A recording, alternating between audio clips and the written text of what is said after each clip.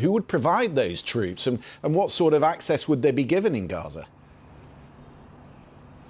I mean, that is something that the UN Security Council is being asked for as part of this plan, without sort of more details being provided. It's previously been suggested that there would be Arab troops that could go into Gaza, and that you would then have a handover as swiftly as possible to a new Palestinian police force, with both Egypt and Jordan involved in training up those police officers. But this security issue is really the big one that remains unanswered. I mean, Hamas was not referred to by name in the communiques that came out of that Cairo summit. Hamas, though, has welcomed the final statements that came out from this meeting of the Arab League.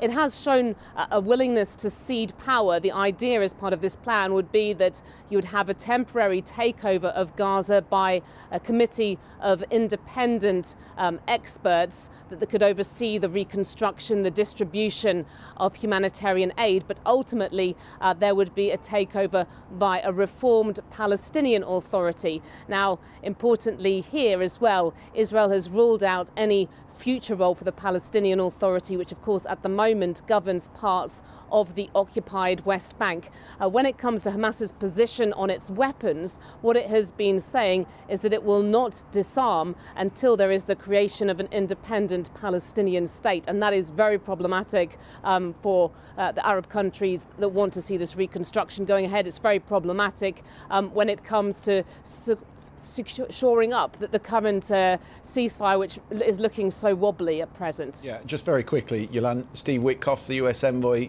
incoming later this week?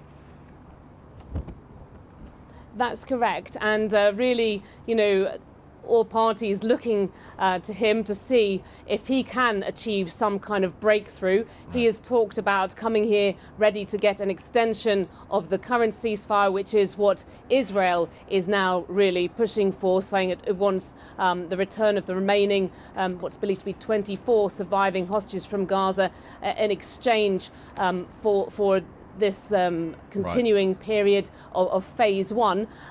But we've got Hamas rejecting that, saying it wants to move on. It wants a full end to the war, a full Israeli withdrawal from Gaza.